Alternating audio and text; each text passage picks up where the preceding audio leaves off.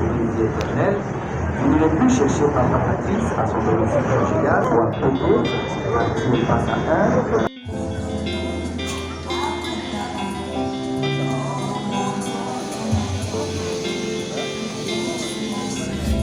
namona te o moto akutana na yo azanga kimia balelela yo mokonzi lelo bakoma litatoli basala yo confiance lelo bazanga eloko te yawe na bomoi efandelo akondima na ngai namona te o moto akutana na yo azanga kimia balelela yo mokonzi lelo bakoma litatoli asala yo confiance lelo bazanga eloko te yawe na bomoi efandelo akondima na ngai azali awa azali awa akausi pinzoli ya bapasi na nga apesi ya moto mokili epesaka te azali awa azali awa akausi pinzoli ya bapasi na nga apesi ya moto mokili epesaka te azali awa azali awa akausi pinzoli ya bapasi na nga apesi ya moto mokili epesaka te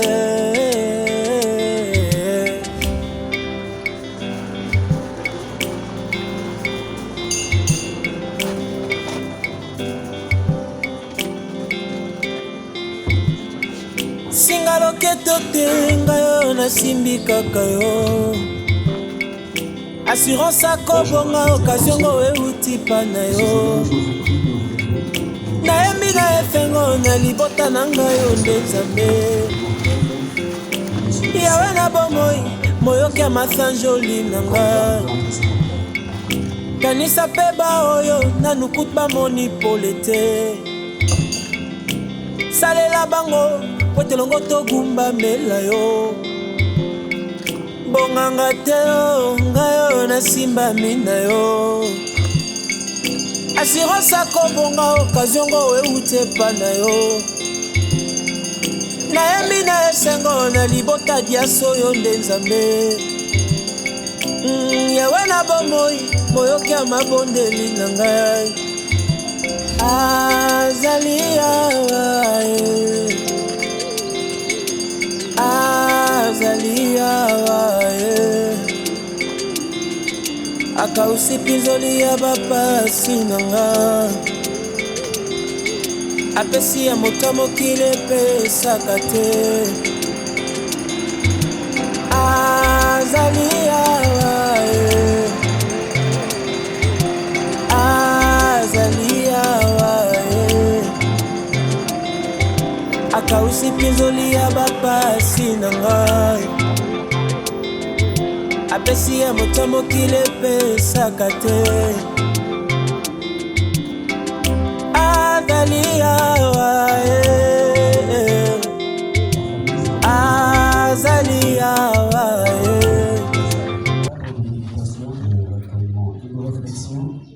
L'instant où je lisais ce discours en l'honneur de l'émission disparue, je reconnais d'avoir une attitude responsable et des intentions pieuses en sa mémoire. Nous allons mettre le téléphone sur vibreur.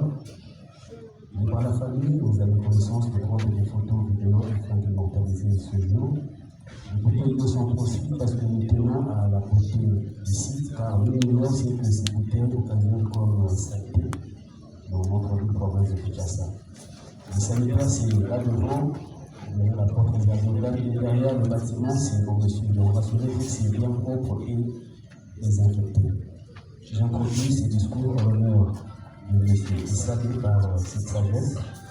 La mort Il va nous poser dans la vie une partie de celle-ci par une citation d'après Haruki Murakami. Chers familles, chers parents et amis, je vous invite ici d'exécuter ces tendres énergies dans le chagrin des éteints et dans l'inattendu d'essayer de l'essuyer ça de combat les émeutes. Difficile pour la famille, les amis, collègues, d'accepter la disparition aussi brutale qu'inattendue d'un proche qui semble avoir toute la vie devant lui. Difficile pour tout la spécialité d'un artiste musicien du groupe musical Moyen Musical PCBG, dont le talent comme les prestations artistiques sont à célébrer selon Maître Cicéron. Je pense notamment à son esprit de créativité, l'imagination, la civilité, la ponctualité, la rigueur. Dans le travail, toutes ces qualités vont à manquer à notre chère aise et savée. C'est pourquoi, au nom de toute l'équipe de la métropole et ses partenaires dans la tête de ville de Kinshasa, nous présentons à sa famille ici présente nos sincères condoléances. La ville de Kinshasa, né le lundi 19 novembre 1979, dans la famille de Papa Issa de Mabourouki et de Maman Kabila Odia. Papa Blaise, chaleureusement surnommé une baguette ou la charge, et originaire du secteur moyen, territoire de Gomba, dans la magnifique province forestière de la Mongala. Voilà qui vient de son année pour la félicité éternelle du paradis, en quittant le mouvement de dimanche 2 novembre 2025 à Lubumbashi, l'un de ses terres natales, après un court séjour terrestre de 46 ans. Et son derrière lui le cœur brisé de l'empire de tous ceux qui étaient attachés à lui, qui avaient encore tant de choses à partager avec lui, surtout ses enfants, pour qui nous avons une pensée affectueuse de toujours. Chers familles, chers parents et amis, au niveau de nombreux d'entre vous, on retiendra que Papa Blaise était un fervent chrétien catholique de la paroisse Saint-Michel dans la commune de Bandaloua. Il a vu la réputation d'un homme généreux, pacifique, respectueux et non conflictueux.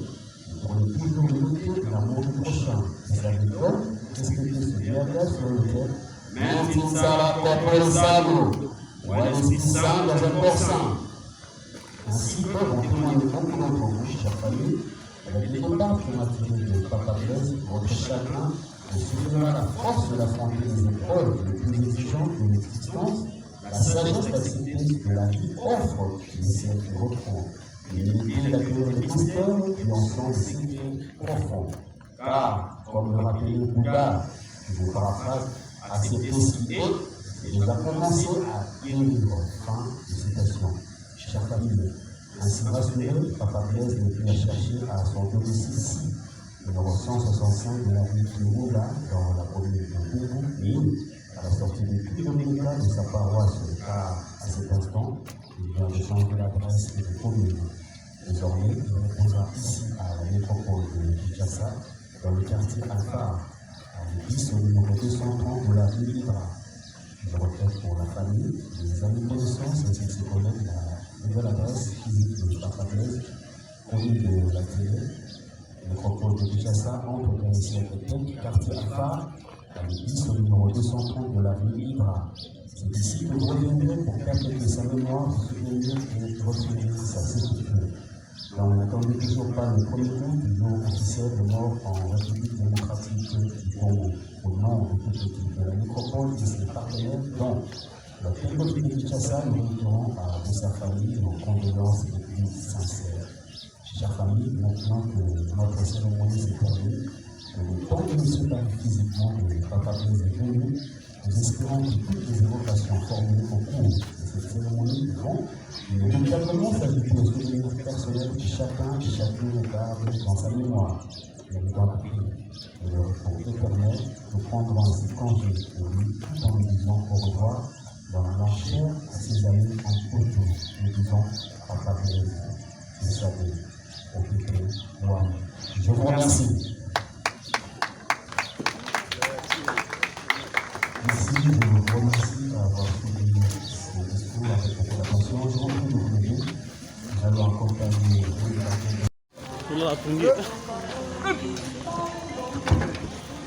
donc, les amis, vous pouvez prendre les chers frères afin de déposer au café.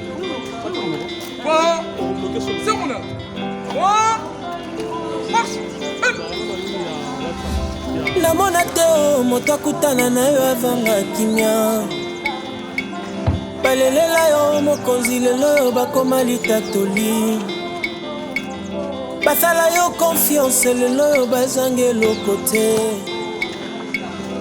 yawe na bomoi efandelwa kondima na ngai namona te o moto akutana na yo azanga kimia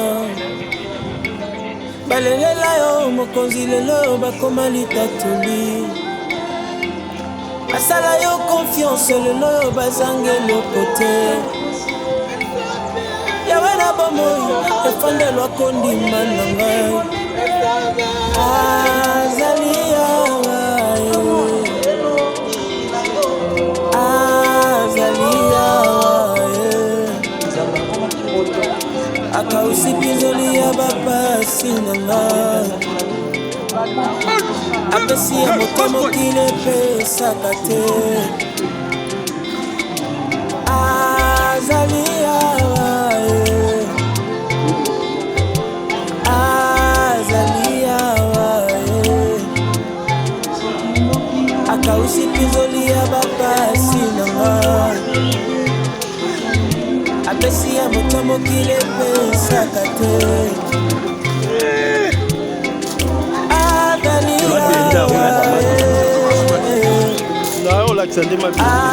azali yawa akausi pinzoli ya bapasi na ngai apesi ya moto mokili epesaka te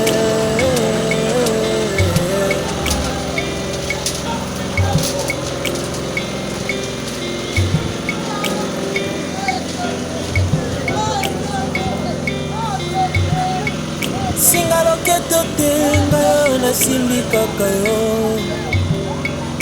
assurance akobonga occasion ngo euti pa na yo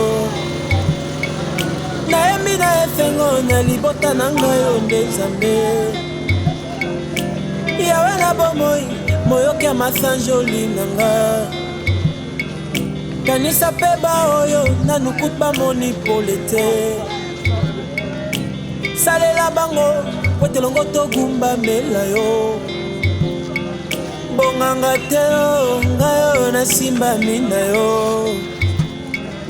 assurance akobonga occasion ngo euti epa na yo nayembi na esengo na libota diaso yo nde nzambe yawe na bomoi moyoki ya mabondeli na ngai azali yawa azali yawa akausi pinzoli ya bapasi na nga apesi ya moto mokili epesaka te azali yawa azali yawa akausi pinzoli ya bapasi na ngai apesi ya moto mokili epesaka te azali yawa azali yawa akausi pinzoli ya bapasi na ngai apesi ya moto mokili epesaka te oza nzambe otikali nzambe likolo nyonso bobele yo moko te lokola yo obongi na lokumu na masanzoli ya maloyembo ya motema na ngai napamboli okwete oza malamu bisika kondima na ngai evandi bisika ya elikya na ngai evandi o nabetelaka yo tolo na ntina nzambe ya bomoi na ngai nzambe ya motema na ngai merci mokonzi alléluia car l'éternel sera ton assurance et préservera ton pied de toute ta biche alléluia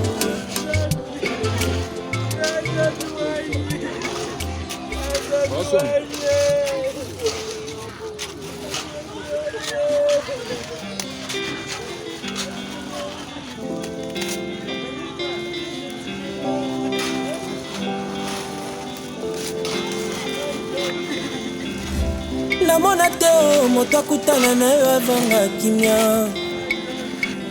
balelela yo mokonzi lelo yo bakoma litatoli basala yo confiance Bible Lobby, Zambaza mettre temps vers circonstance. Et Moutouya, Molimo Nae, c'est pas entendu. Tout ça, ce n'est que le corps. Au dérotique à la dernière demain. Alors, toutes les familles, nous sommes familles, on a l'iloba et rolobate. Nous sommes tous pas entendu. C'est une qui est après ça, il y a personne. Justice est ensemble. Et ça va battre. Et tout boy qui fait ça gloire. Tout le monde gloire et son ensemble. Tout le David a lobby, non pas à nous, mais à ton nom seul donne gloire. Yango to sambela, pena simanango, to kotisa, joto la dernière des mers. Amen. Oh Yesu ndeko na bo, Yesu ndeko na bolingo, oyo lingi na mingi, yo lingi na mingi, oyo kufelaki, yo kufelaki ngai, oyo talisi ngazela, oyemba. Alléluia. Nalingi koloye, analingi koloye. Alléluia, Alléluia na Yesu.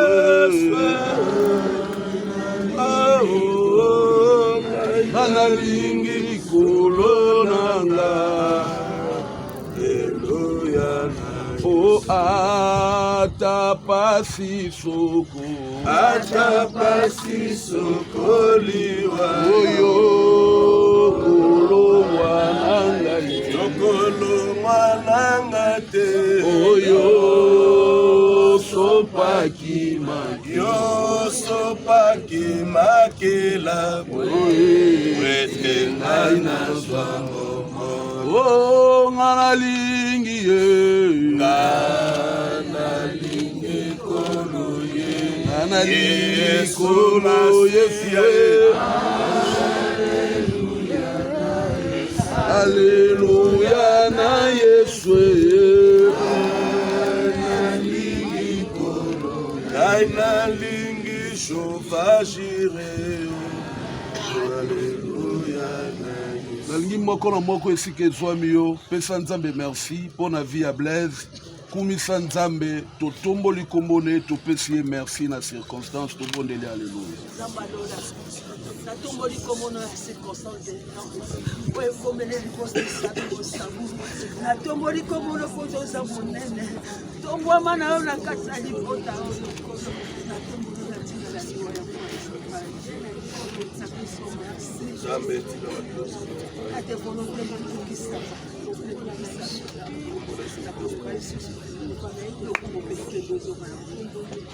Éternel Dieu des armées, Bible Bisso, à occasion favorable ou non favorable, de rendre gloire et paix à Dieu. Le Dieu des armées, Père, avec beaucoup d'amertume et nos cœurs saignent. Père, nous te disons merci. Merci pour cette circonstance. Sabaoth, le Dieu des armées. Père, le Dieu qui rend justice. Père, Père, nous te prions, Seigneur, de tirer ta gloire dans cette circonstance. Mais yon Nzambe alola, telema, pesala oyo sala. Na kombo na Yesu, batela bana, batela libota, batela bayebatikali, pesa biso réconfort, batela Nzambe, bayebazalaki na ye pendant 25 ans. Kobanda na patron na ekino Nzambe ba collègue nyonso. Na sambeli ne sikoyo. Père, que tout ce que le diable a prévu, te renverser au nom puissant de Jésus. La Bible dit dans le livre d'Ésaïe chapitre 7 verset 7, ainsi parle l'Éternel, cela n'arrivera pas et cela n'aura pas lieu. Amen. Seigneur, tout ce qui est prévu du ténèbre, cela n'arrivera pas et cela n'aura pas lieu.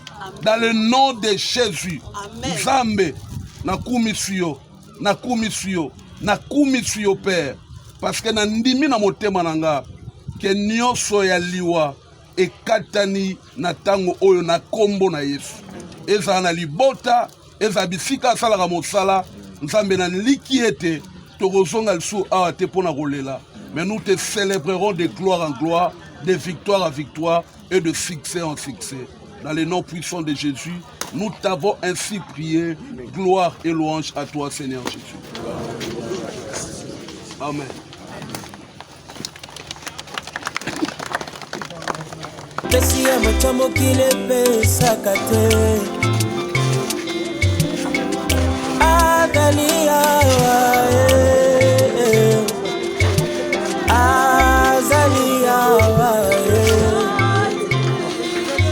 Akausi bizoli ya bapasi nanga apesi ya moto mokili epesaka te.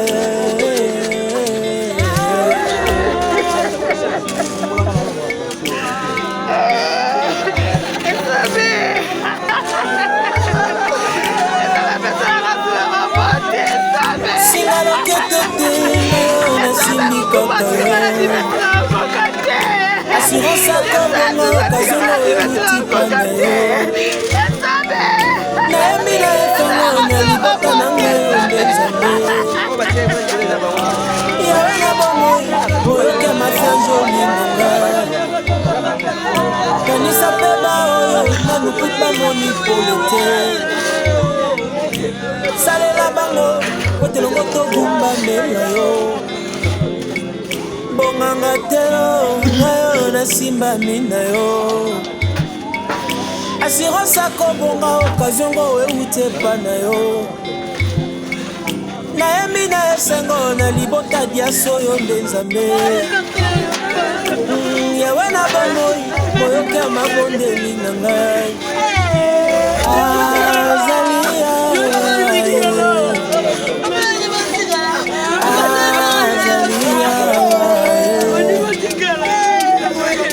akausi bizoli ya bapasi nanga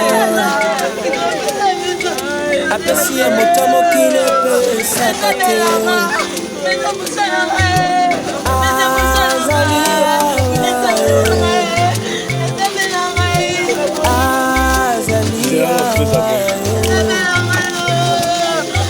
akausi bizoli ya bapasi nanga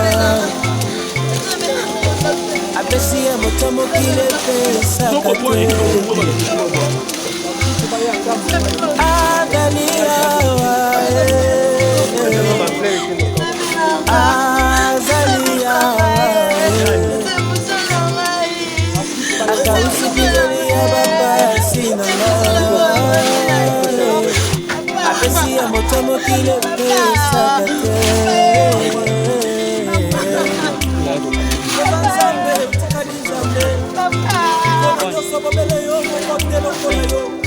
Ubongina lokumu na masanzoli ya maloyeko ya motema na ngai napamboli okwekoza malamu bisika kondima na ngai evandi bisika elikia na ngai evandi o nabetelaka yo tolo na ntina nzambe ya bomoi na ngai nzambe ya motema na ngai merci mokonzi alléluia car l'éternel sera ton assurance et il préservera ton pied de toute la mission.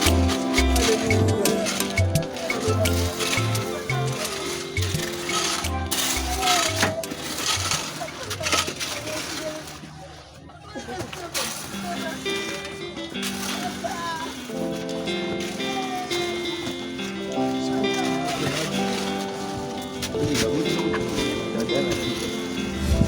namona te moto akutana na yo avanga kimia balelela yo mokonzi lelo bakoma litateli basala yo confiance lelo. Adieu, cher ami, le malheur de tes pères ne doit pas nous faire oublier le bonheur qu'on a connu quand un sincère fait contre la mort qui fauche sans discussion le chant de toute race de toutes les classes sociales. Cette mort qui n'a pas épargné les fils de Dieu.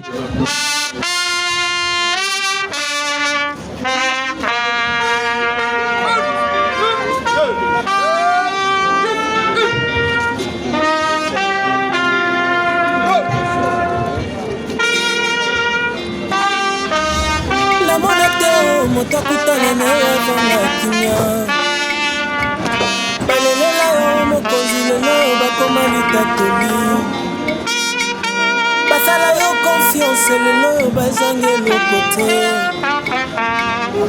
yawe na bomoi efandelwa kondima na ngai namona te o moto akutana na yo azanga kimia balelela yo mokonzi lelo bakoma litatoli asala yo confiance lelo bazangi eloko te yawe na bomoi efandelwa kondima na ngai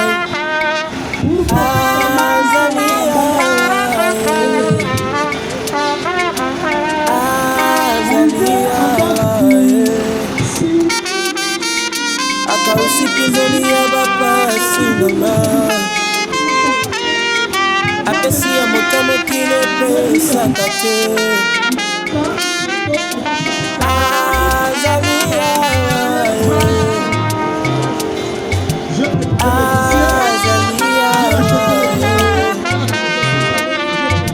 akausikizoli ya bapasi nanga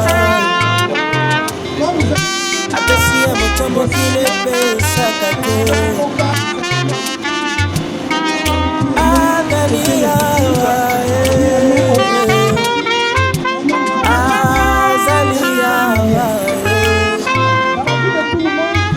akausikizolia bapasi nanga apesi ya motamokili epesaka te.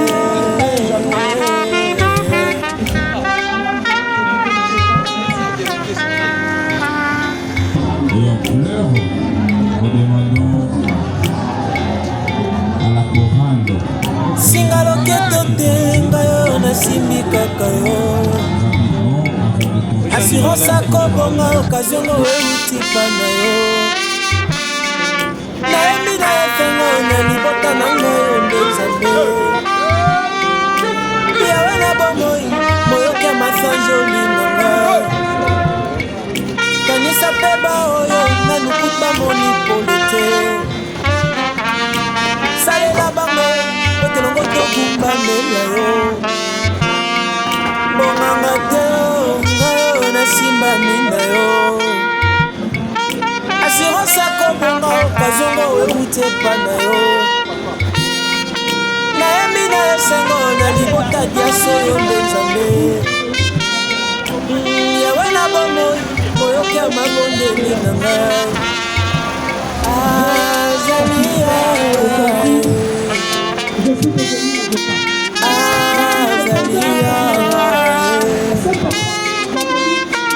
akausikizoli ya bapasi nanga apesi ya motamokili epesaka te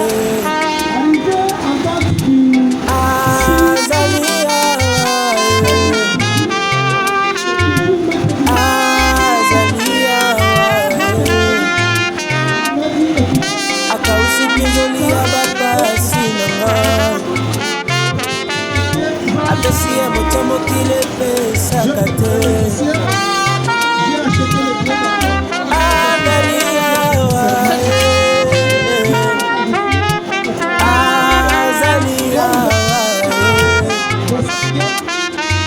akausikizoli ya bapasi nanga apesi ya motamokili epesaka te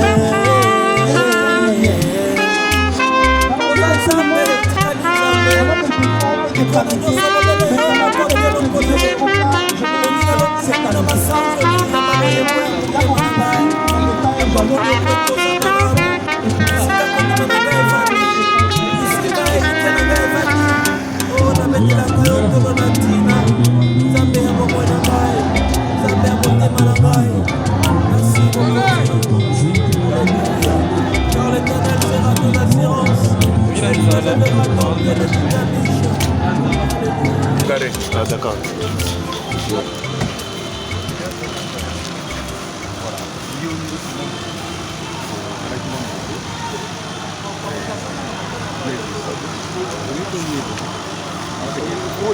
circulation na kati ya réseaux sociaux na niveau ya village sana biloko mingi ezakilikaki justement ils étaient malades avec Andrés ezalaki malade tokendaki pour une série de concerts à Lubumbashi. On est arrivé là-bas, peut-être avec le père jusqu'au petit matin. Et vers 4 heures, on m'a dit pour accuser malaise.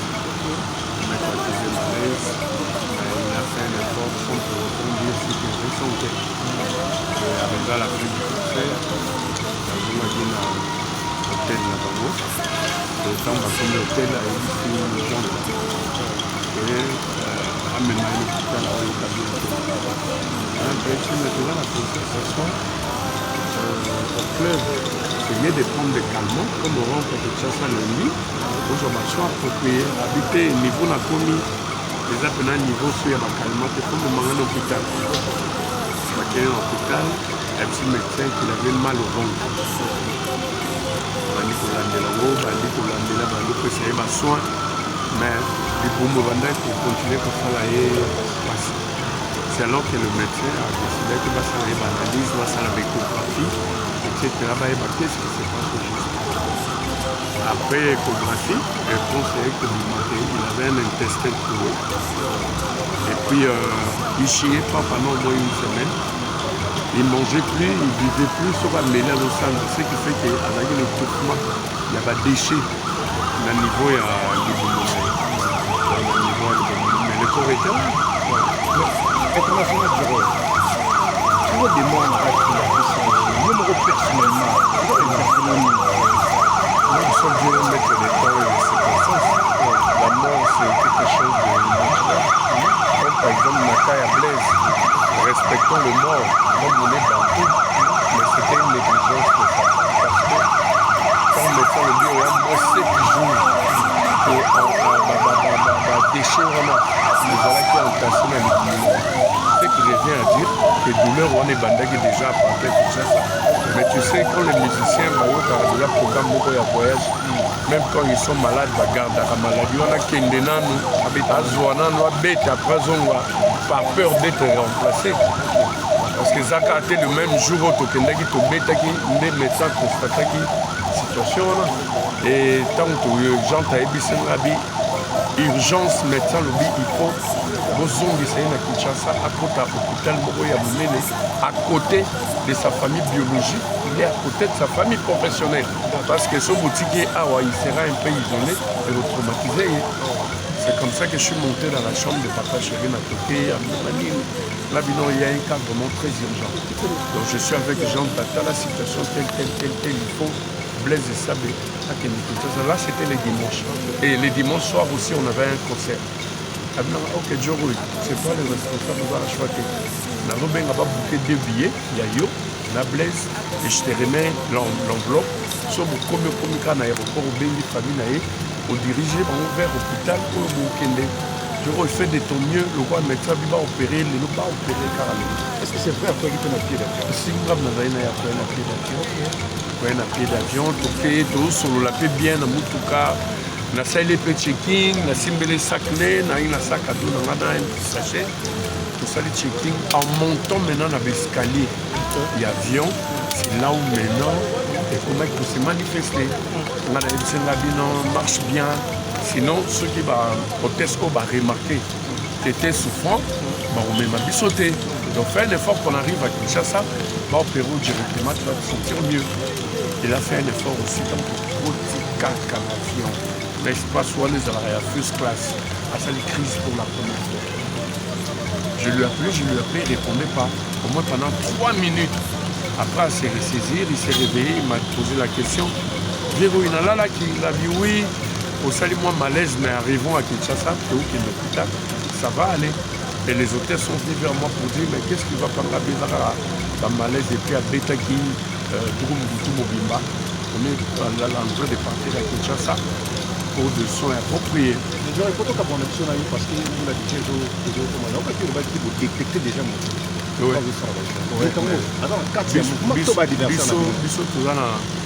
la voix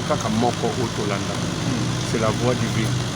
je crois que qui a lobby, pour moi, c'est l'examen de le catholique, le curé, le pasteur Moukouna et autres.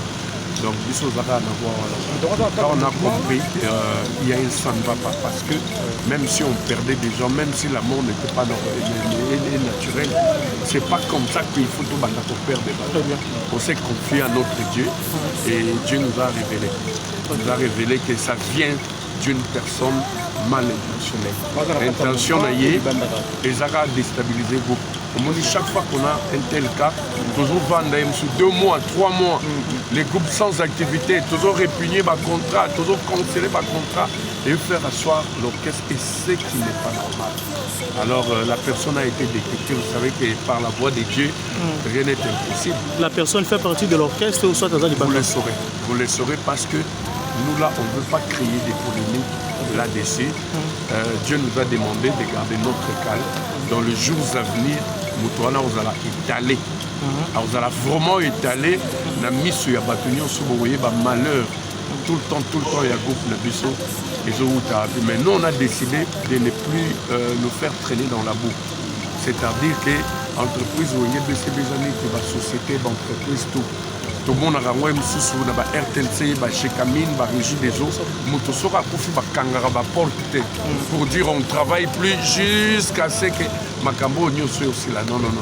C'est quelque part avisé. C'est-à-dire que la démarche administrative est au jusqu'à conduire la personne à la dernière demeure. Ceux qui de toute façon, la raté. Même dans l'équipe à foot, au monde a son bazar en dehors, bazar na terrain, mais moi qui t'ai des mots à noir et roula qui s'acquit, c'est ce qu'on va faire pour ne pas topper sa moto, on a pouvoir tout le temps affaiblir sa mission. Est-ce que vous savez un la famille parce que je Coréen qui vous a été sur le terrain? La famille était sous choc parce que dans Bisso na Lubumbashi, papa chéri Sengai, on ne peut rien faire sans pour autant inviter la famille région de Bisso na Lubumbashi, identifier corps. Avant même Bamboumé, c'est ce qu'on avait fait, on espérait voir une personne, mais c'est surtout qu'il y a 3 billets. Il y a 3 billets, il y a qui de l'aéroport à la mort, identifier le corps. Cérémonie, mais bon, le reste de la famille, il faut le comprendre, c'était vraiment sous choc. Qui est bien, c'est normal qu'il va raconter. Non, et dérangeant qui était parce qu'au final, la famille en attend va revenir à la raison. Au monde qui à travers le voie de médias des ondes, la Senga Boline ici par rapport à tout ce qui s'est passé. Donc, la famille, il n'y a pas de souci. Et puis, les dernières décisions, et où la famille, on a fait une petite réunion. On a décidé qu'il fallait monter à la jeudi. Vendredi, tout le bon nous, on a juste accompagné financièrement et surtout que Blaise était un bâton, il a fait 25 ans au sein du groupe NBCBG. C'est tout à fait normal que toi accompagner ta famille avec honneur pour la dernière demeure. Merci beaucoup. Merci beaucoup. À moi de vous. Voilà, une personne. Paris, vous avez. Paris, on arrive. Pour cette année. La France sera en ébullition. Cette année. Point bas. Merci beaucoup, Dieu. Merci.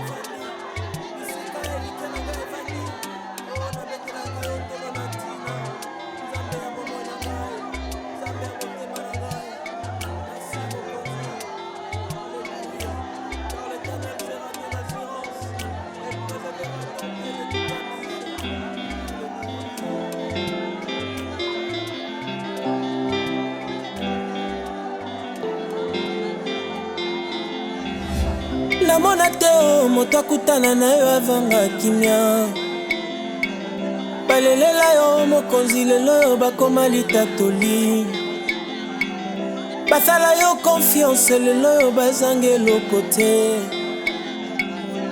yawe na bomoi efandelwa kondima na ngai namona te o moto akutana na yo azanga kimia balelela yo mokonzi lelo bakoma litatoli basala yo confiance lelo bazanga eloko te yawe na bomoi efandelwa kondima na ngai azali awa azali awa akausi pinzoli ya bapasi na ngai apesi ya moto mokili epesaka te azali awa azali awa akausi pinzoli ya bapasi na ngai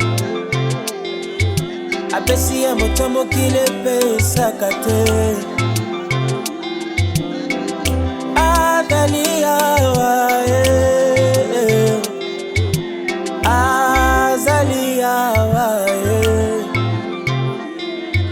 akausi pinzoli ya bapasi na ngai apesi ya moto mokili epesaka te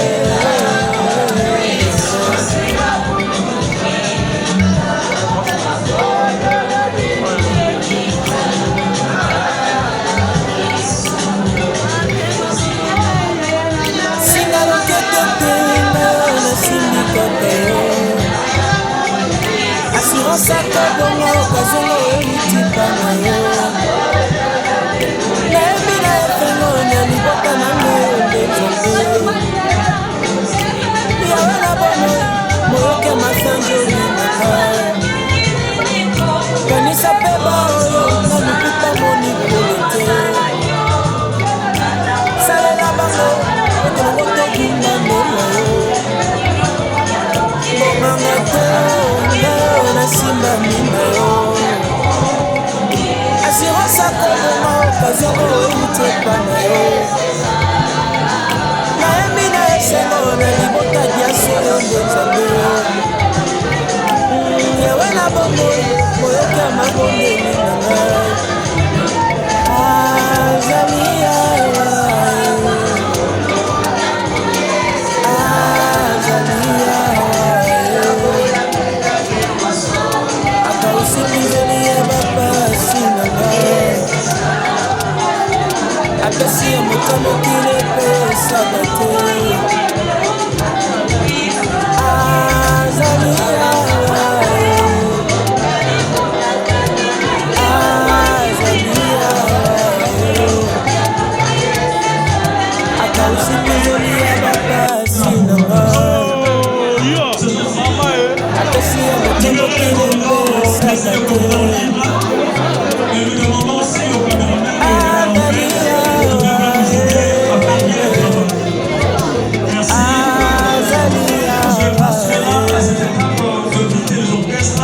akausi pinzoli ya bapasi na ngai apesi ya moto mokili epesaka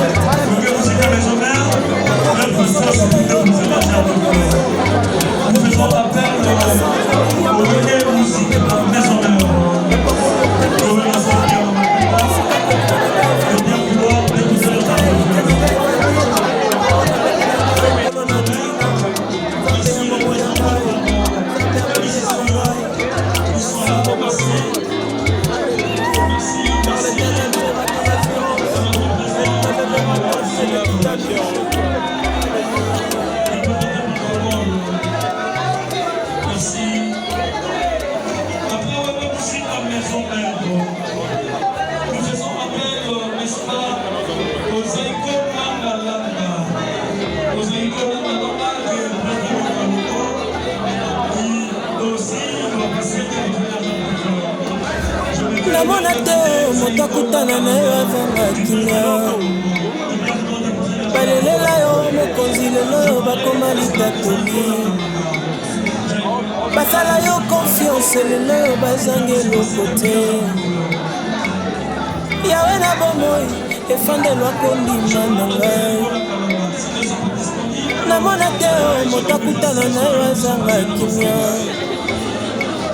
balelela yo mokonzi lelo yo bakoma litatoli basala yo confiance lelo yo bazangi eloko te yawe na bomoi efandelwa kondima na ngai azali awa azali awa akausi pinzoli ya bapasi na ngai apesi ya moto mokili epesaka te azali awa azali awa akausi pinzoli ya bapasi na ngai apesi ya moto mokili epesaka te azali awa azali awa akausi pinzoli ya bapasi na ngai apesi ya moto mokili epesaka te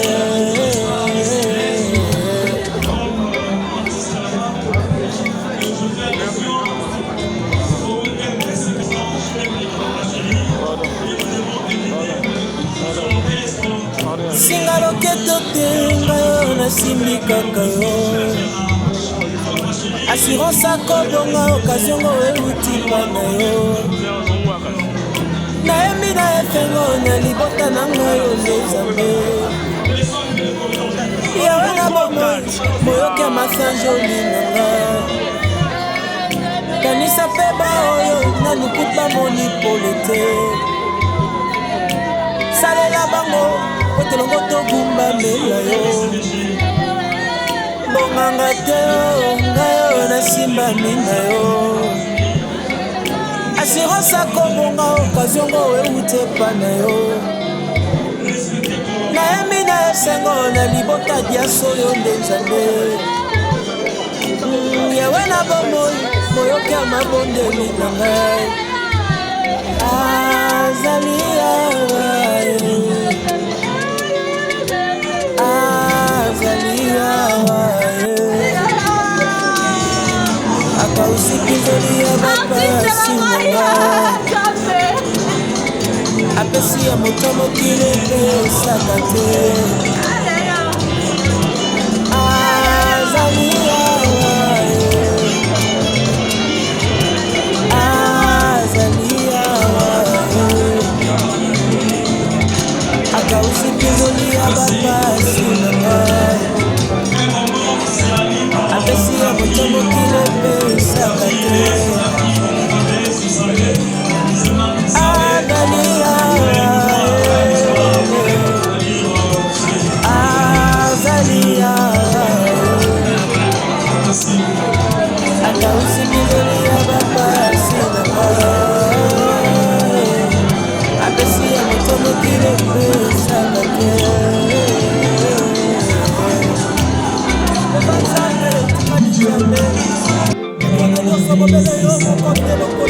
il était un homme calme, toujours souriant, même dans le moment difficile. Il savait garder sa paix intérieure, il ne levait pas sa voix, il élevait son cœur par sa douleur. Il inspirait le respect par son sourire, il offrait du réconfort. Ceux qui l'ont connu savent que son silence n'était jamais vide, mais plein de sagesse. Aujourd'hui, sa voix s'est tue, mais son souvenir continue de parler en nous. Son départ laisse un vide, mais aussi une trace profonde, celle d'un homme bon, vrai et profondément humain.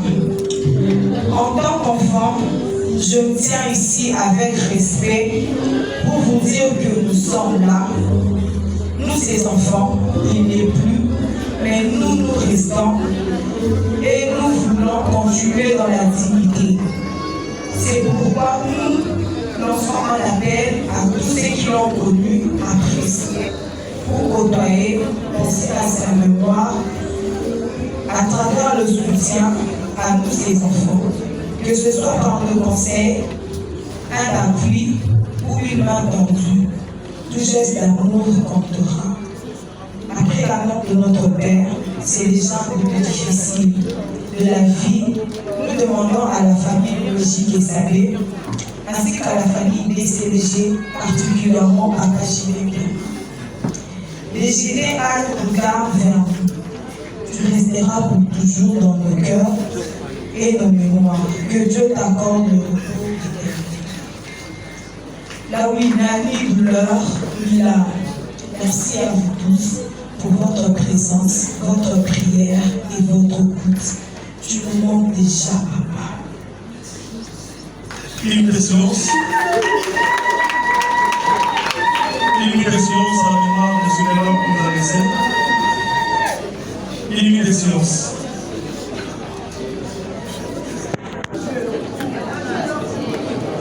Trois personnes, nous prenons une de la famille PCBG, une de la famille biologique, une pour, n'est-ce pas, des relations de Blaise. Donc nous avons catégorisé ces trois personnes pour pouvoir nous aider à témoigner. Donc nous commençons par, n'est-ce pas, la famille PCBG.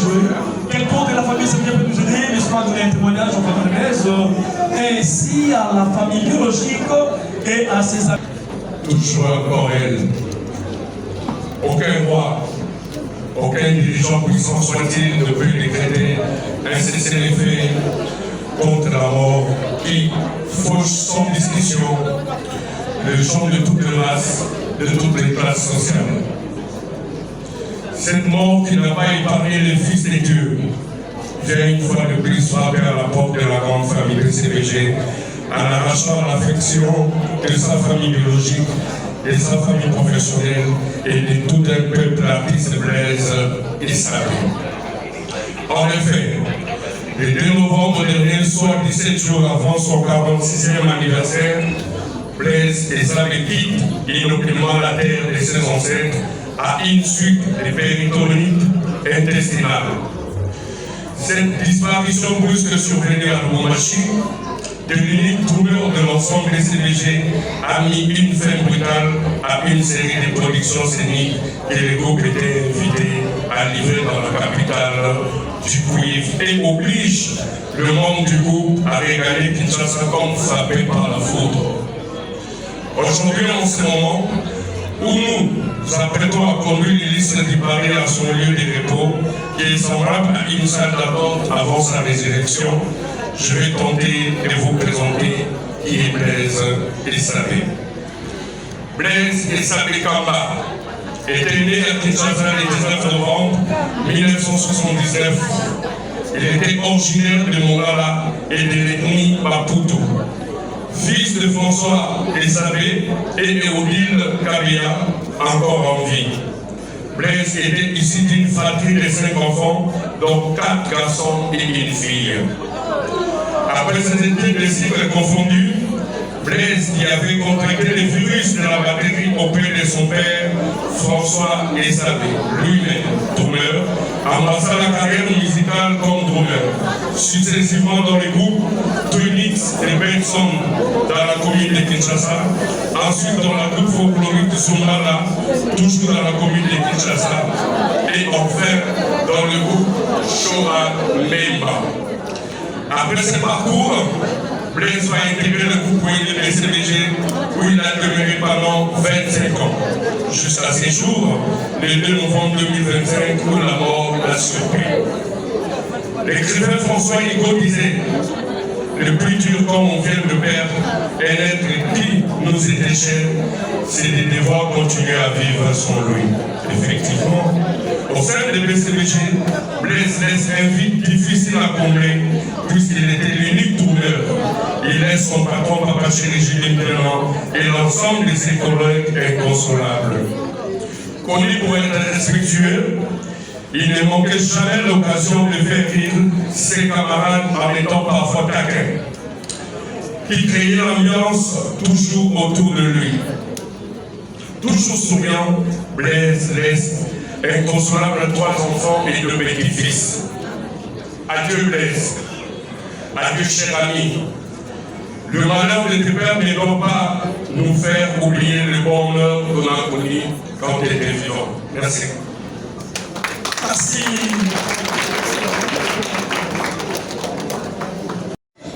Bonjour, bonjour, bonjour.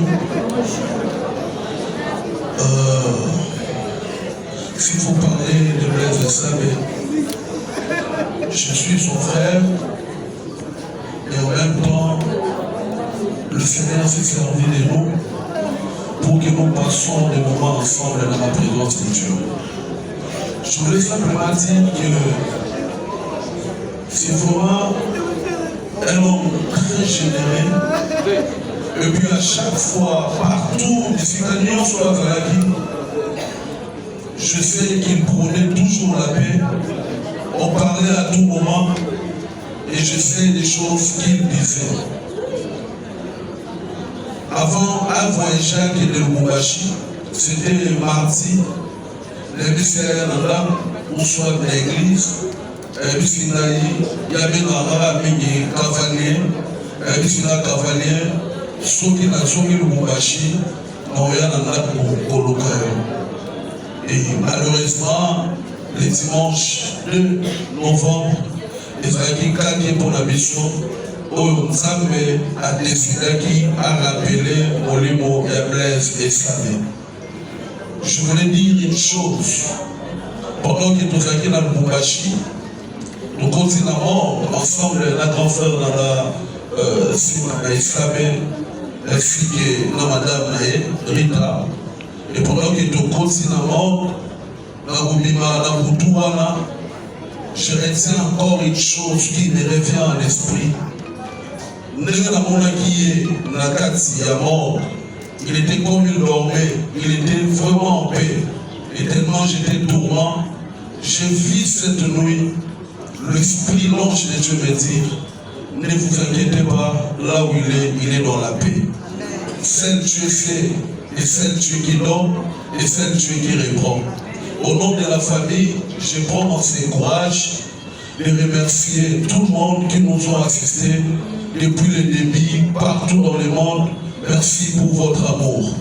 Nous ne cesserons jamais à remercier sa famille artistique qui est rien d'autre.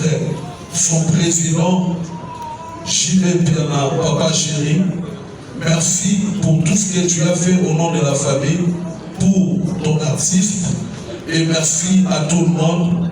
La main qui donne, c'est la main qui reçoit. Que l'Éternel vous récompense et que l'Éternel vous bénisse au nom de la famille. Nous vous remercions. Merci, attaquant. Bonjour, bonjour. Blaise, après ça, mon témoignage, tout le monde qui a un guérir. Tout ça qui a vu la biseau, grand frère d'ailleurs, les rois. Puis voilà, maintenant, on a écrit les amis dans tout. Donc, tout passer maintenant pour une jeunesse, les gens ensemble, puis les élections continuent à tirer le Sogo, tout on est ensemble, tout répéter, c'est un KBCBC à l'académie. Donc, tout ce qui va dans la mission vraiment dans l'orchestre, et ça veut dire que tout comme une famille, la belle histoire ensemble, pour faire les rois, on fait dans la guerre, on a venu dans la mission.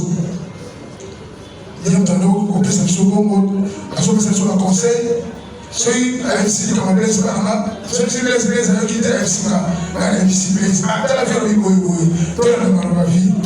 Donc, je suis à ce que vous avez d'ailleurs, vous avez mon volontaire qui c'est à Koufaki. Tout ça, il a un jour enterrement, après c'est un polo, après un oncle, parce que moi, on a à côté de l'année qui m'a vu. C'est lui qui m'a suivi, moi, on a autour de ma marche. Asa wabena oncle et wabena oncle après c'est pour l'eau là on a appris c'est pas Blaise a vu il efesi na pasi zamba bombaka molimo na ye merci na BCBG papa chéri topesi maboko mpona lokumu ya nzambe. Merci, que Dieu nous bénisse. Le dernier programme qui nous est resté, c'est de prier pour les enfants et les défunts à l'essai. Ce service est tellement capital qu'on ne peut pas la faire passer de la sorte. Nous disons merci au pasteur pour le message qu'il nous avait donné. Nous avons pas commencé à l'énailler. Je suis tellement béni par ce message. Et nous avons fait le sourire pour les cas.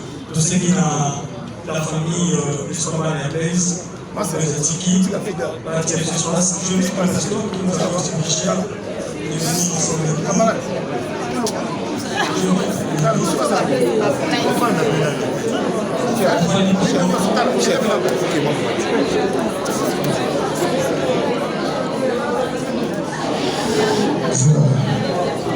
Madame Prince,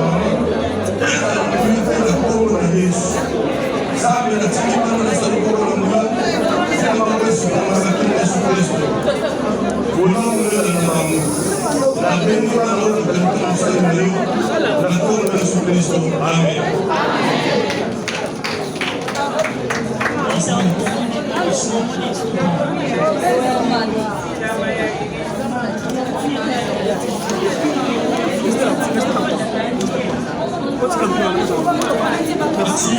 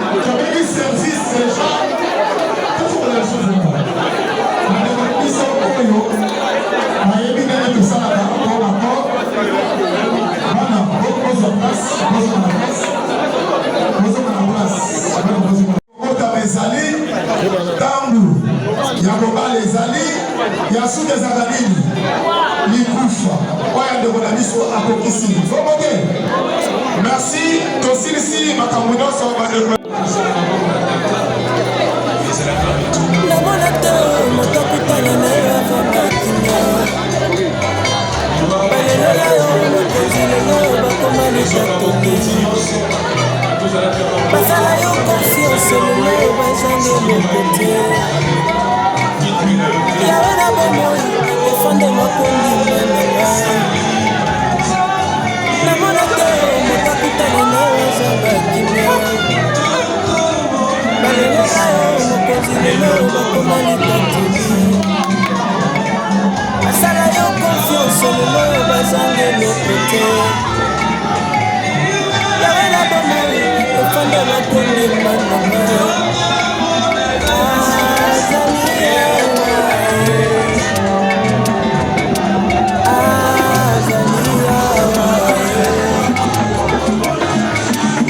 Sikizoni ya bapasi nanga apesi ya motema kile pesaka te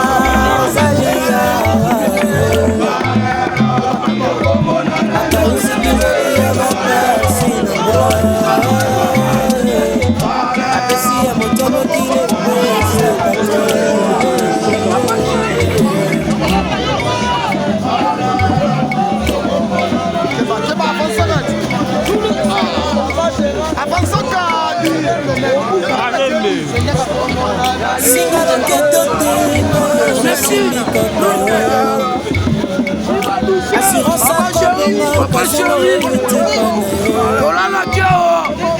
nayebi na efelo na libota na ngai obezambe yawe na bomoi moyoki ya masange olimanga kanisa mpe baoyo na lukupa moni pole te salela bango okelongo togumba mbela yo bonganga te ngayo nasimba minda yo assurance akobonga okazonga oyeuti epana yo nayebi na esengo na libota biaso yo benzambe yawe na bomoi moyoki ya mabonde olinanga